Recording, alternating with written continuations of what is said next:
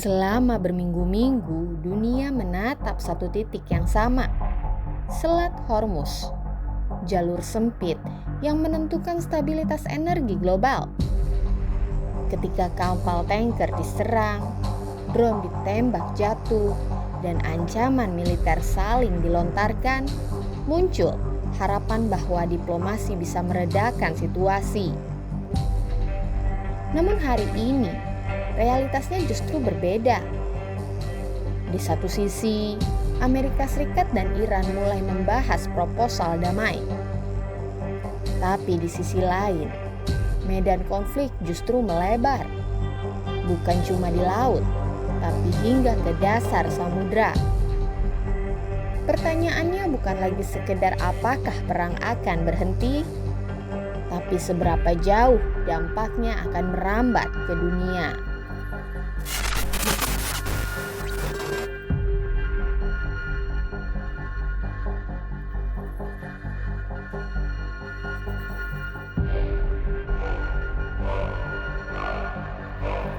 Amerika Serikat mengajukan proposal perdamaian kepada Iran dalam 14 poin.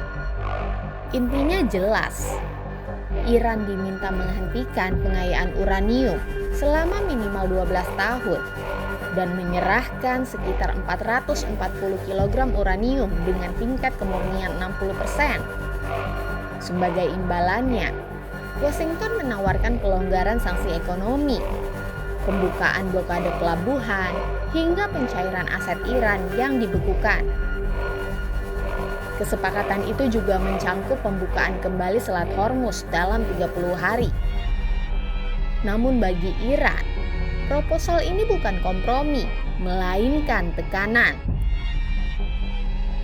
Tehran menilai penghentian total pengayaan uranium melanggar hak kedaulatan mereka sebagai anggota perjanjian non-proliferasi nuklir.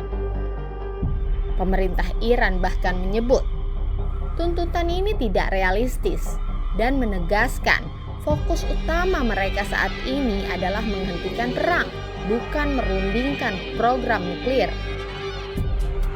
Hingga titik ini, satu hal menjadi jelas.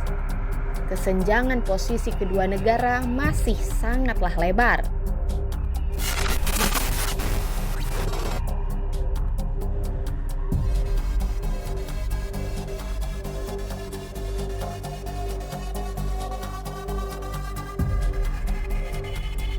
Persoalan inti konflik ini tetap sama, uranium.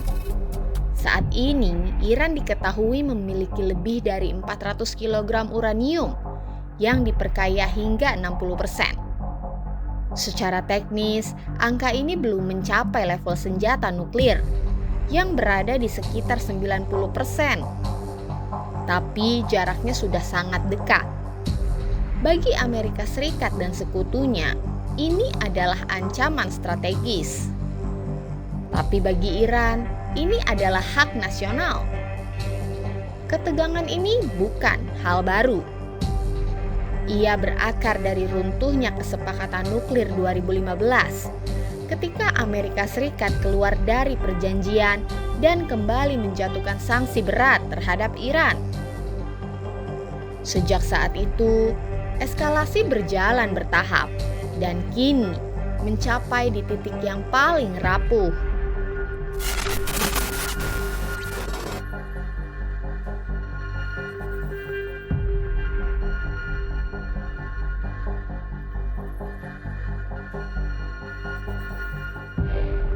Sementara diplomasi berjalan, bentrokan militer justru terus terjadi.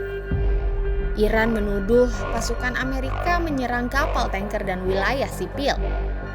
Tapi sebaliknya, militer Amerika menyatakan mereka diserang rudal, drone, dan kapal cepat Iran, dan mereka hanya melakukan pertahanan diri. Di tengah situasi ini, Presiden Donald Trump mengklaim Iran telah kalah secara militer. Namun ia juga mengakui bahwa operasi belum selesai. Kontradiksi ini penting karena di lapangan ancaman justru berkembang ke arah yang lebih sulit diprediksi.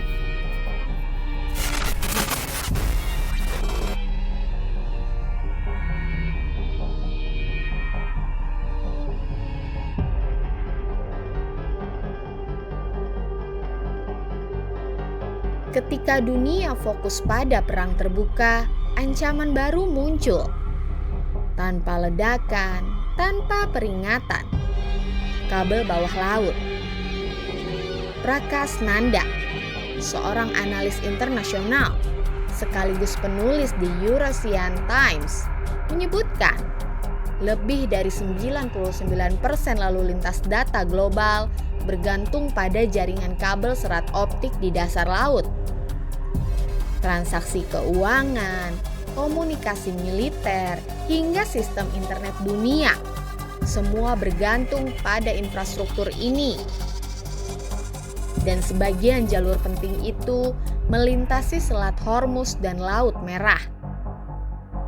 Iran dengan posisi geografisnya berada tepat di atas jalur tersebut. Artinya, tanpa harus memenangkan perang konvensional, Tehran tetap memiliki kemampuan untuk menciptakan gangguan global. Dan gangguan ini bukan teori. Dalam beberapa tahun terakhir, kerusakan kabel di Laut Merah telah menyebabkan gangguan internet lintas negara dari Asia Selatan hingga ke Timur Tengah.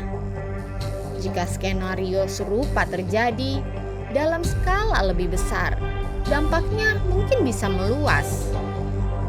Transaksi perbankan global terganggu, komunikasi internasional melambat, bahkan layanan vital seperti rumah sakit dan penerbangan bisa terdampak. Di titik ini, konflik tidak lagi bersifat regional. Ia berubah menjadi resiko sistemik global.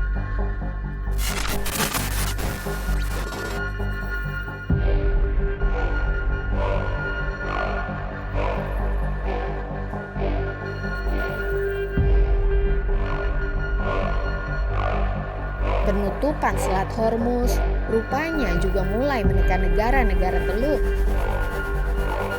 Ekspor energi tersendat, pariwisata menurun, ekonomi masuk ke mode bertahan. Negara seperti Bahrain bahkan berada dalam posisi paling rentan dengan cadangan terbatas dan tingkat utang yang tinggi. Ketergantungan pada stabilitas kawasan kini menjadi titik lemah baru.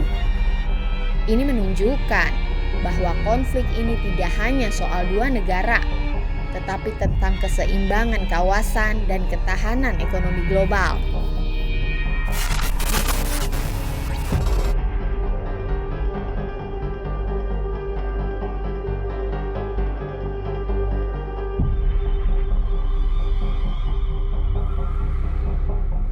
Konflik ini kini memiliki 3 lapisan utama.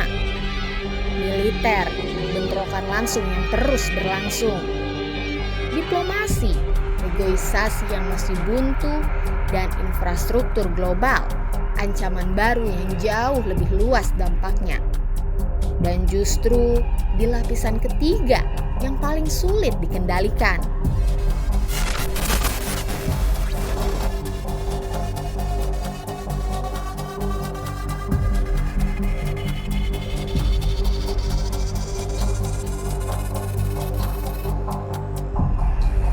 Ketika Amerika Serikat berbicara tentang kemenangan militer dan Iran berbicara tentang kedaulatan, dunia menghadapi kenyataan yang berbeda. Perang ini tidak lagi hanya tentang siapa yang lebih kuat di medan tempur, tapi tentang siapa yang mampu mengganggu sistem dunia tanpa harus menembakkan satu peluru pun.